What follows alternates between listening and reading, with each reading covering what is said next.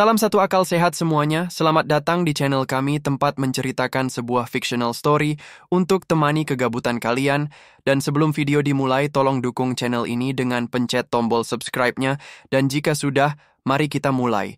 Di sebuah pesisir terpencil di Papua, sebuah kapal kayu besar yang belum sepenuhnya selesai dibangun menarik perhatian petugas intelijen Densus 88. Kapal itu tidak seperti kapal pada umumnya yang sering ditemukan di perairan Papua. Ukurannya yang besar dan tampaknya dibangun dengan niat untuk melakukan perjalanan jauh, membuat kapal ini mencurigakan. Ditambah lagi, keberadaan kapal tersebut yang terikat di dermaga kecil yang jarang dilalui orang semakin menambah kecurigaan. Pesisir ini terletak jauh dari pemukiman utama, sebuah tempat yang terisolasi dari kehidupan biasa. Satu-satunya cara untuk mencapai tempat itu adalah dengan menggunakan jalur laut atau berjalan melewati hutan lebat. Wilayah ini dikenal oleh intelijen sebagai tempat aktivitas kelompok kriminal bersenjata, KKB, yang semakin aktif. Dengan berbagai laporan yang menunjukkan pergerakan senjata ilegal dan bahan peledak yang mengalir masuk ke wilayah ini.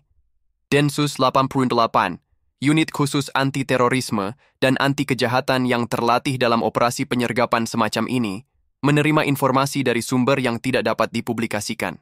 Laporan tersebut mengindikasikan bahwa kapal kayu besar itu bukan sekadar alat transportasi biasa. Berdasarkan intelijen yang terkumpul, kapal ini diduga kuat akan digunakan oleh KKB untuk mengangkut senjata dan amunisi yang akan digunakan untuk melakukan serangan di luar Papua. Informasi lebih lanjut menyebutkan bahwa kapal itu akan menjadi jalur pelarian bagi kelompok-kelompok teroris yang ingin melarikan diri dari pengepungan aparat di Papua untuk kemudian berpindah ke wilayah lain. Untuk memastikan informasi ini, Densus 88 mengerahkan tim pengintaian ke lokasi tersebut. Tim ini terdiri dari personel berpengalaman yang telah lama bertugas di daerah rawan konflik. Mereka datang secara diam-diam, menyusuri hutan dan pantai yang jarang dilalui manusia dengan hati-hati mengamati aktivitas yang berlangsung di sekitar kapal. Selama 2 hari penuh, tim pengintaian memantau gerak-gerik orang-orang yang berkumpul di sekitar kapal. Mereka melihat beberapa individu tampaknya sibuk mempersiapkan kapal tersebut. Tampak jelas bahwa kapal itu tidak hanya digunakan untuk memancing atau kegiatan lokal lainnya, melainkan sedang dipersiapkan untuk perjalanan yang lebih besar. Namun, yang lebih mencurigakan adalah jumlah barang yang dipindahkan ke kapal. Terdapat peti-peti besar yang diangkat dari truk-truk kecil yang datang malam hari, serta benda-benda berat lainnya yang dimuat ke dalam lambung kapal. Para pengintai mengamati dengan cermat. Mereka melihat adanya pola yang aneh dalam pemuatan barang. Tidak ada satu pun barang yang tampaknya berhubungan dengan kebutuhan sehari-hari nelayan atau aktivitas warga biasa. Beberapa barang yang dipindahkan ke kapal itu terlihat terbungkus, rapi dengan kain hitam seolah sengaja disembunyikan dari pandangan. Tidak ada tanda-tanda bahwa kapal tersebut dibangun untuk tujuan komersial atau untuk keperluan warga setempat. Setelah 2 hari memantau, tim pengintaian akhirnya berhasil mendapatkan petunjuk yang lebih jelas. Mereka mendapati beberapa peti besar yang dibawa ke kapal mengandung bahan yang sangat berbahaya, senjata api, amunisi, dan peralatan militer. Ini adalah senjata ilegal yang diduga akan digunakan oleh KKB untuk melakukan aksi teror dan kekerasan lebih lanjut di luar Papua. Keberadaan senjata-senjata ini menjadi ancaman besar, mengingat wilayah yang sudah lama mengalami ketegangan sosial dan politik, serta ketergantungan KKB terhadap aliran senjata ilegal untuk mempertahankan eksistensinya. Ketika pengintaian berhasil mengonfirmasi bahwa kapal itu memuat senjata-senjata terlarang, Densus 88 segera mengatur langkah-langkah untuk melakukan penggerebekan. Tim segera melaporkan temuan tersebut ke pusat komando dan beberapa tim lain mulai disiapkan untuk melakukan operasi penyergapan. Waktu adalah hal yang sangat berharga. Kapal ini bisa berlayar kapan saja, membawa senjata dan barang terlarang lainnya ke tempat yang lebih jauh, atau bahkan menuju wilayah luar Papua, di mana keberadaannya bisa menambah ketegangan dan bahaya lebih besar. Setelah mendapatkan izin dari pihak berwenang, tim Densus 88 merencanakan serangan dengan penuh kehati-hatian. Karena lokasi penggerebekan berada di pesisir yang terpencil dan tidak banyak orang yang tinggal di sekitar situ, mereka harus mempertimbangkan segala kemungkinan. Lokasi tersebut, meskipun sepi, dikenal oleh banyak kelompok yang sering beroperasi di wilayah Papua. Densus 88 perlu memastikan bahwa mereka melakukan pendekatan dengan hati-hati agar tidak menimbulkan kecurigaan yang bisa memperingatkan para pelaku. Dalam perencanaan ini, Densus 88 memutuskan untuk melibatkan pasukan khusus, termasuk unit anti-teror dan penyelam, untuk mengamankan area perairan yang berada di sekitar kapal. Mereka juga memutuskan untuk menetapkan garis kepolisian di seluruh wilayah sekitar kapal. Hal ini bertujuan untuk mencegah adanya pihak ketiga yang terlibat atau menghalangi jalannya operasi penggerebekan. Pada malam hari, dengan kondisi gelap dan sunyi, pasukan Densus 88 bergerak. Mereka menyusuri pantai, bergerak dengan sangat hati-hati, sambil berkoordinasi dengan unit lainnya yang telah bersiap di lokasi strategis. Kapal yang masih tertambat itu tampak sangat rapuh, tetapi kegagalan untuk melakukan operasi dengan cepat bisa berakibat fatal. Semakin lama mereka menunggu, semakin besar kemungkinan kapal itu akan dipindahkan. Atau yang lebih buruk, senjata-senjata yang ada di dalamnya akan dipindahkan ke tempat yang lebih aman. Setelah beberapa jam persiapan, penggerebekan dimulai. Dengan langkah sigap, tim Densus 88 bergerak memasuki kawasan kapal. Mereka memutuskan untuk mendekati kapal dengan menggunakan perahu kecil agar tidak menimbulkan kegaduhan yang bisa membangunkan para penjaga atau pelaku yang berada di sekitar dermaga. Kapal itu akhirnya diamankan tanpa perlawanan berarti. Meskipun demikian, ketegangan yang melingkupi situasi tersebut sangat terasa. Tim Densus 88 segera mengamankan lokasi, memasang garis polisi di sekitar kapal untuk memastikan bahwa tidak ada yang bisa keluar atau masuk ke dalam area tersebut. Mereka mulai menggeledah kapal dengan teliti, memeriksa setiap sudut untuk memastikan bahwa tidak ada barang terlarang lain yang terlewatkan. Senjata-senjata yang ditemukan di dalam kapal itu memang sangat berbahaya. Beberapa di antaranya adalah senjata laras panjang, senjata api otomatis, dan sejumlah amunisi yang sangat cukup untuk mendukung operasi teror dalam skala besar. Sebuah senjata berat yang biasanya digunakan dalam pertempuran terbuka juga ditemukan di dalam salah satu peti yang terkunci rapat. Tim Densus 88 bekerja dengan cepat dan efektif, memastikan bahwa semua barang bukti dikumpulkan dan diamankan. Di luar kapal, petugas kepolisian dan aparat keamanan lainnya sudah bersiap menjaga lokasi agar tidak ada satupun orang yang berusaha mendekat atau mengganggu jalannya penyelidikan. Dengan kapal yang sudah diamankan dan bukti-bukti yang ditemukan, Densus 88 kini siap melanjutkan operasi untuk mengungkap siapa saja yang terlibat dalam perencanaan ini dan apa tujuan utama dari pengiriman senjata ilegal tersebut. Namun, satu hal yang pasti, operasi ini baru saja dimulai, dan Papua dengan segala tantangan dan kerentanannya akan kembali menjadi medan pertempuran yang jauh lebih besar. Penggerebekan kapal kayu besar di pesisir Papua merupakan langkah pertama dalam operasi yang jauh lebih besar.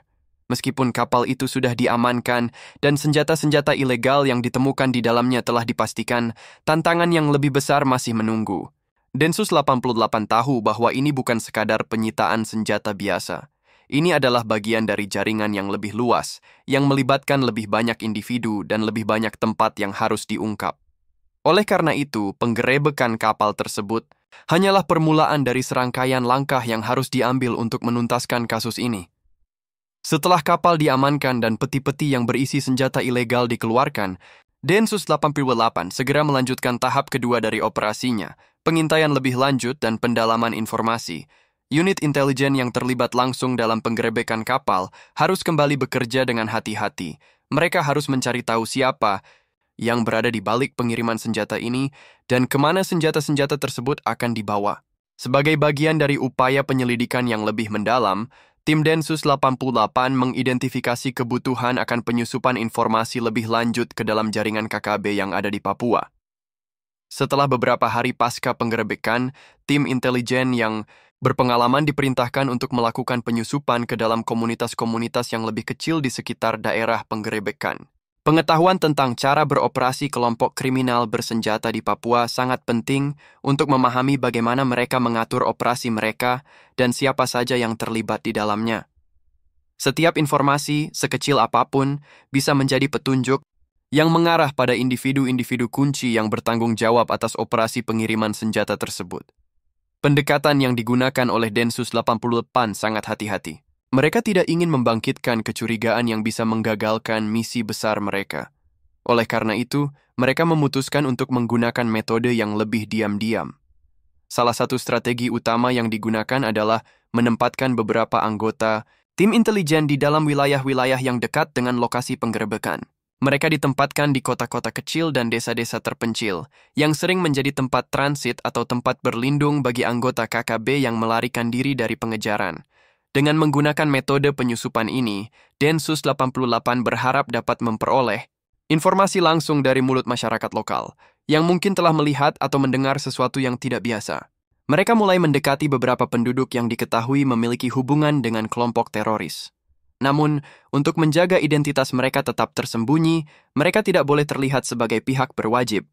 Mereka menggunakan taktik untuk menjadi bagian dari masyarakat setempat, menyamar sebagai pendatang biasa yang ingin mencari nafkah atau berdagang. Di sisi lain, tim yang berada di lapangan juga terus memantau keberadaan kapal yang telah diamankan. Setelah penggerebekan selesai, kapal tersebut dipindahkan ke lokasi yang lebih aman, jauh dari jangkauan publik. Namun, Densus 88 menyadari bahwa ancaman belum berakhir. Mereka masih perlu memastikan apakah ada kapal lain yang akan berangkat membawa lebih banyak senjata, atau apakah kelompok KKB sudah mempersiapkan jalur pelarian yang lain.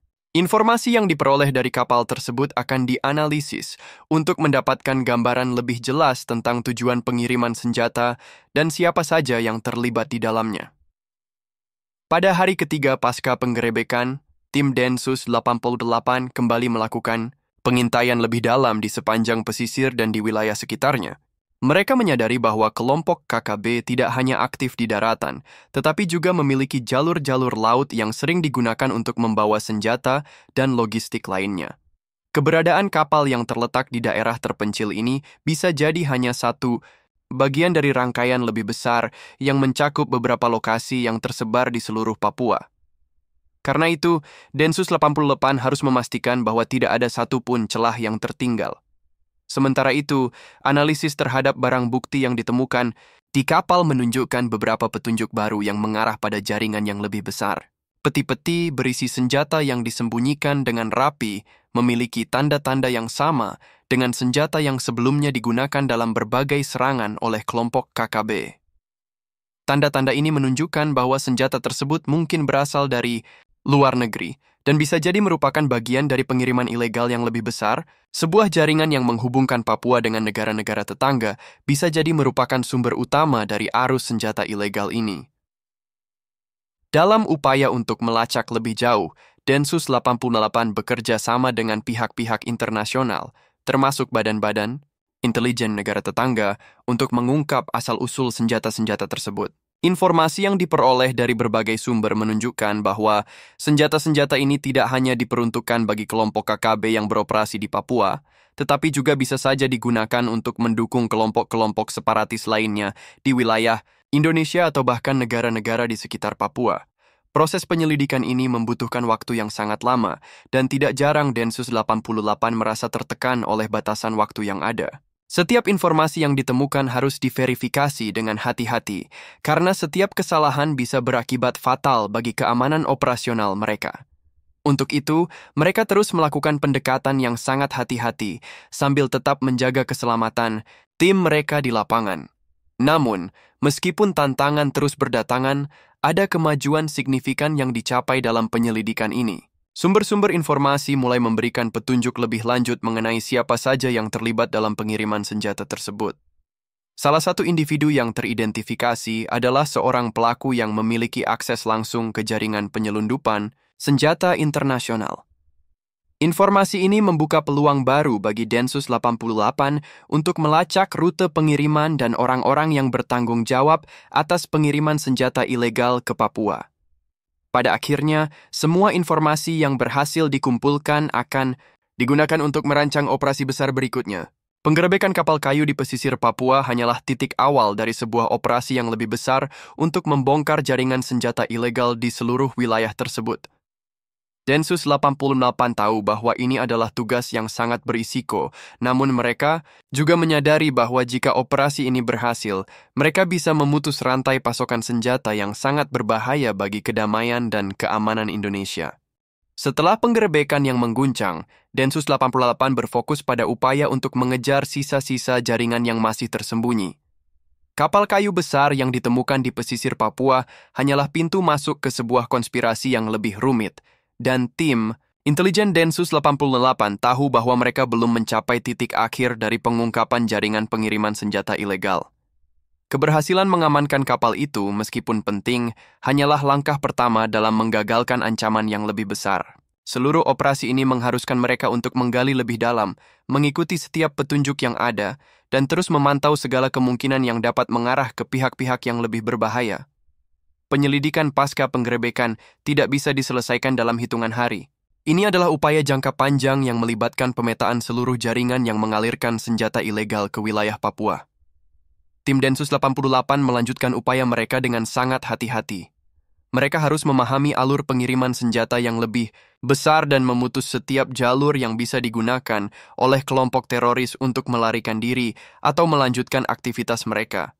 Hanya dengan cara ini mereka bisa memastikan bahwa ancaman yang ditimbulkan oleh kelompok kriminal bersenjata, KKB, dapat dihentikan secara efektif. Pada minggu kedua setelah penggerebekan kapal, tim intelijen mulai merancang strategi baru yang lebih menyeluruh. Mereka mulai memetakan seluruh daerah yang berpotensi menjadi tempat persembunyian atau jalur transit bagi kelompok KKB. Sementara kapal yang telah diamankan menjadi pusat perhatian, Densus 88 sadar bahwa mereka tidak bisa mengabaikan kemungkinan adanya tempat-tempat lain di sepanjang pesisir atau bahkan di daerah pedalaman Papua yang bisa dijadikan titik-titik persinggahan untuk senjata-senjata ilegal.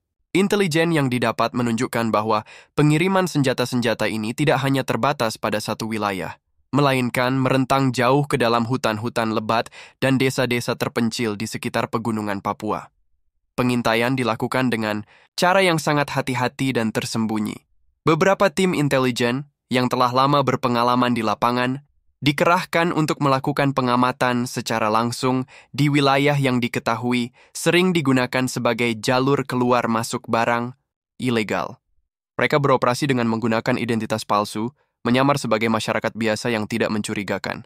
Penggunaan metode penyusupan ini dimaksudkan untuk mengumpulkan informasi secara langsung dari mulut orang-orang yang mungkin tahu tentang rencana atau kegiatan ilegal yang sedang berlangsung. Keberhasilan penggerebekan kapal tersebut tidak membuat Densus 88 merasa puas. Mereka tahu bahwa upaya mereka untuk membongkar jaringan ini baru saja dimulai. Oleh karena itu, dengan sumber daya yang terbatas, mereka melanjutkan usaha untuk melacak lebih banyak bukti dan mencari informasi terkait jalur distribusi senjata lebih lanjut. Mereka menggali lebih dalam ke dalam struktur yang ada, berusaha mengidentifikasi siapa saja yang mungkin terlibat dalam pengiriman senjata, serta siapa yang menerima dan mendistribusikannya di Papua. Di sisi lain, sebuah tim lain yang lebih fokus pada investigasi secara digital bekerja tanpa henti untuk mengungkap komunikasi antara anggota KKB dan pihak luar yang mungkin terlibat dalam perdagangan senjata ilegal. Teknologi yang ada dimanfaatkan semaksimal mungkin untuk mencari tahu siapa yang menghubungi siapa dan bagaimana senjata-senjata tersebut dapat melewati berbagai batasan dan masuk ke tangan yang salah. Penyusupan ke dalam sistem komunikasi ini merupakan langkah yang sangat penting karena seringkali kelompok teroris mengandalkan komunikasi jarak jauh yang sangat terorganisir. Tim yang bertugas menyelidiki komunikasi digital mengidentifikasi pola yang sangat mencurigakan. Mereka menemukan bahwa beberapa nomor telepon dan alamat email yang terhubung dengan pengiriman senjata telah digunakan oleh beberapa individu yang sebelumnya tercatat dalam berbagai laporan intelijen internasional. Informasi ini mengarah pada individu-individu yang memiliki peran dalam jaringan yang lebih luas, yang melibatkan kelompok separatis di negara tetangga yang memiliki keterkaitan dengan pergerakan kelompok KKB di Papua. Sementara itu, tim yang bekerja di lapangan melanjutkan upaya pengawasan lebih dalam. Mereka mulai menelusuri sejumlah desa dan kota kecil yang sebelumnya dianggap tidak begitu penting. Namun, disinilah mereka menemukan banyak kejanggalan yang mengindikasikan bahwa pengiriman senjata ilegal ini melibatkan lebih banyak pihak daripada yang mereka duga. Beberapa desa yang seharusnya tidak memiliki keterkaitan dengan kelompok KKB ternyata menjadi tempat berlabuh bagi orang-orang yang diduga memiliki hubungan langsung dengan perdagangan senjata. Hal ini mengarah pada keyakinan bahwa jaringan yang ada jauh lebih besar dan tersebar luas, tidak hanya terbatas pada satu titik atau satu kelompok saja. Setiap kali tim Densus 88 menemukan petunjuk baru, mereka harus bekerja dengan cepat dan sangat hati-hati. Kesalahan sekecil apapun dapat mengakibatkan pembocoran informasi yang bisa membahayakan keselamatan tim atau merusak peluang mereka untuk melacak lebih jauh. Oleh karena itu, setiap langkah yang diambil harus sangat terukur dan diperiksa dengan teliti. Pada titik tertentu, Densus 88 menemukan bahwa beberapa anggota KKB yang semula mereka anggap tidak terorganisir, sebenarnya memiliki hubungan yang lebih erat dengan kelompok separatis di luar Papua. Keterkaitan ini membuka mata tim Densus 88 akan kemungkinan besar bahwa operasi mereka untuk memutuskan arus senjata ilegal ini membutuhkan kerja sama internasional yang lebih luas. Mereka mulai berkoordinasi dengan aparat keamanan negara-negara tetangga yang memiliki kaitan langsung dengan jalur perdagangan senjata yang melewati Papua. Setiap petunjuk yang ditemukan menjadi batu loncatan untuk menggali lebih dalam lagi. Tim Densus 88 tidak hanya berfokus pada satu kelompok atau satu individu, tetapi lebih pada membongkar seluruh jaringan yang menghubungkan kelompok-kelompok ini satu sama lain.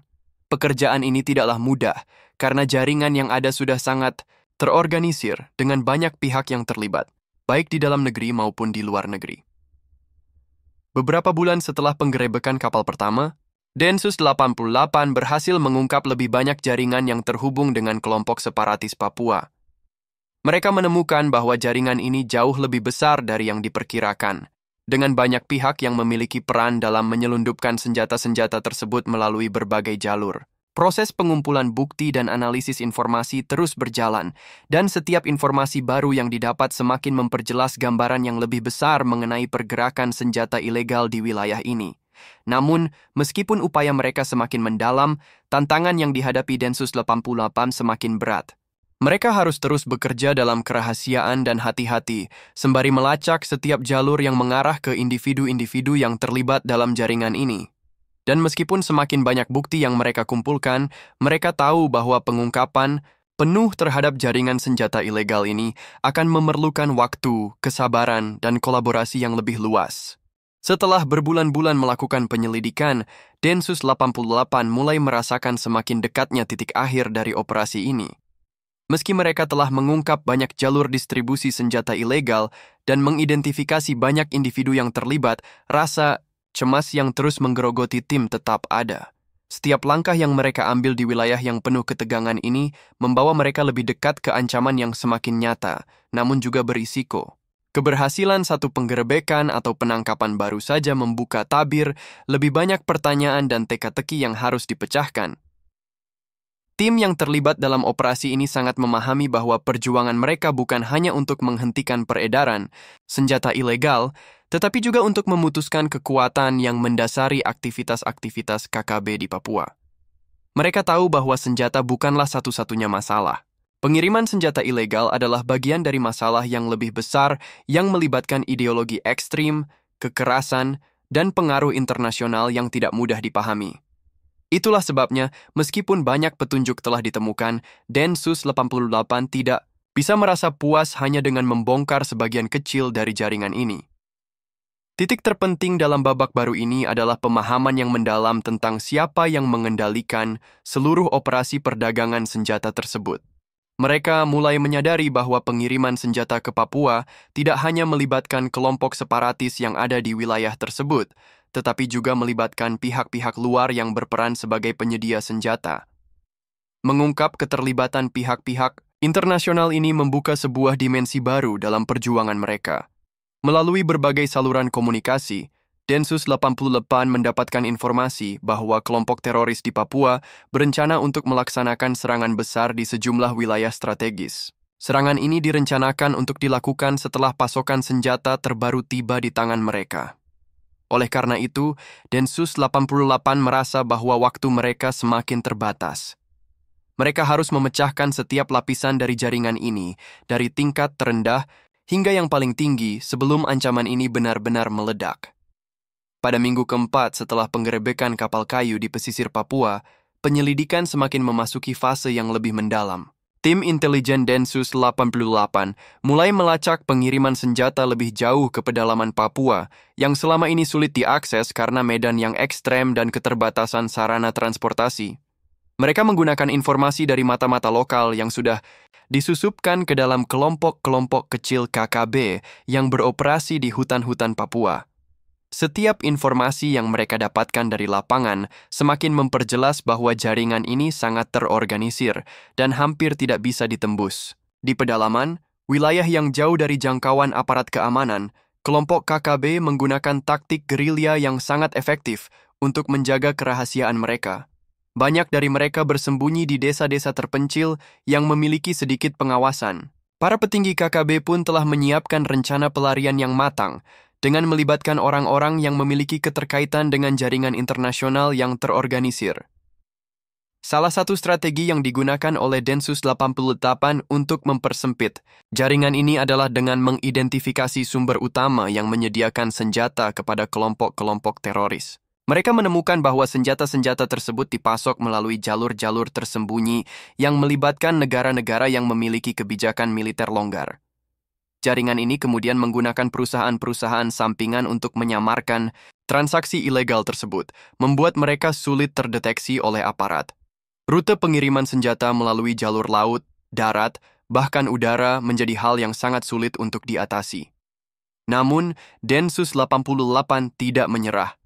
Mereka memperkuat pengawasan terhadap jalur-jalur ini, baik melalui intelijen yang lebih luas maupun operasi pengintaian yang lebih mendalam. Para petugas yang bekerja di lapangan kini tak hanya berfokus pada kegiatan KKB, tetapi juga mulai menyelidiki para individu yang terhubung dengan pemasok senjata dari luar negeri. Salah satu cara yang dilakukan adalah dengan melacak jaringan keuangan yang digunakan untuk mendanai pengiriman senjata ini. Meskipun Densus 88 berhasil melacak beberapa transfer uang yang mencurigakan, mereka tahu bahwa jaringan ini sangat rapat. Pembayaran untuk pengiriman senjata ilegal ini dilakukan melalui banyak saluran yang sulit dipantau, dengan menggunakan mata uang asing dan metode pembayaran yang sulit dilacak.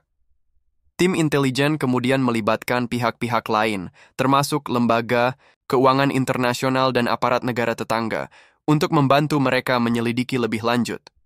Salah satu temuan penting yang didapatkan oleh tim Densus 88 adalah bahwa ada beberapa individu yang memiliki kedekatan dengan pihak-pihak tertentu di luar Papua yang diduga kuat terlibat dalam penyediaan senjata. Namun mereka tahu bahwa tidak mudah untuk menangkap mereka karena mereka juga memiliki jaringan yang sangat kuat dan beberapa di antaranya bahkan bersembunyi di luar negeri. Peran internasional dalam perdagangan senjata ilegal ini menjadi masalah besar karena para penyelundup bisa melibatkan negara-negara dengan kontrol hukum yang lebih lemah. Keberadaan jaringan ini membuktikan bahwa masalah yang mereka hadapi bukan hanya masalah domestik, tetapi juga menyangkut politik global. Di tengah pengejaran ini, Densus 88 tidak hanya mengandalkan kekuatan intelijen dan keahlian di lapangan. Mereka juga mulai berkolaborasi dengan berbagai pihak lain, baik dari kepolisian daerah Papua maupun militer, untuk melakukan operasi yang lebih terkoordinasi dan efektif. Pendekatan ini sangat penting, mengingat medan yang sangat sulit dan keadaan sosial politik di Papua yang penuh ketegangan. Keberhasilan operasi ini sangat bergantung pada sejauh mana mereka bisa memutuskan jaringan yang ada tanpa membuat situasi menjadi semakin buruk. Sementara itu, di dalam tubuh KKB, ketegangan juga mulai meningkat. Para pemimpin kelompok ini semakin panik dengan adanya penggerbekan yang dilakukan oleh Densus 88. Mereka tahu bahwa pengiriman senjata ilegal yang mereka harapkan akan menjadi kekuatan baru untuk serangan besar mereka mulai terancam. Keterlibatan Densus 88 dan operasi yang semakin intens membuat para pemimpin KKB berusaha bergerak lebih cepat dan lebih hati-hati. Di satu sisi, penggerebekan yang dilakukan oleh Densus 88 di pesisir Papua memaksa mereka untuk memikirkan alternatif pengiriman senjata. Mereka mulai mencari jalur lain untuk memasok kebutuhan mereka, dengan berpindah ke wilayah yang lebih terpencil dan sulit dijangkau. Namun, upaya ini juga semakin memperlihatkan betapa terdesaknya posisi mereka. Pasokan senjata, yang semula dianggap sebagai titik penting dalam persiapan mereka, kini mulai berkurang drastis. Ini menjadi sinyal bahwa Densus 88, dengan segala keterbatasan dan risiko yang mereka hadapi, mulai meraih kemenangan dalam perang panjang ini.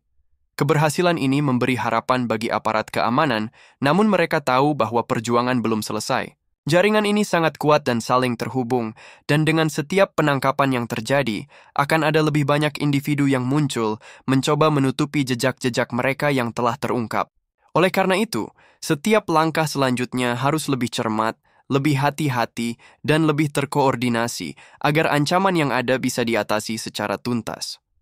Babak baru dalam pertempuran ini bukan hanya tentang menangkap para pelaku atau menggagalkan pengiriman senjata, tetapi juga tentang menghancurkan seluruh sistem yang menopang keberadaan kelompok teroris ini. Tugas Densus 88 semakin berat, namun semangat juang mereka tetap membara. Mereka tahu bahwa perjalanan mereka masih panjang, dan hanya dengan kesabaran serta ketekunan yang tak kenal lelah, mereka dapat memutuskan kekuatan yang telah mengancam kedamaian Papua selama bertahun-tahun.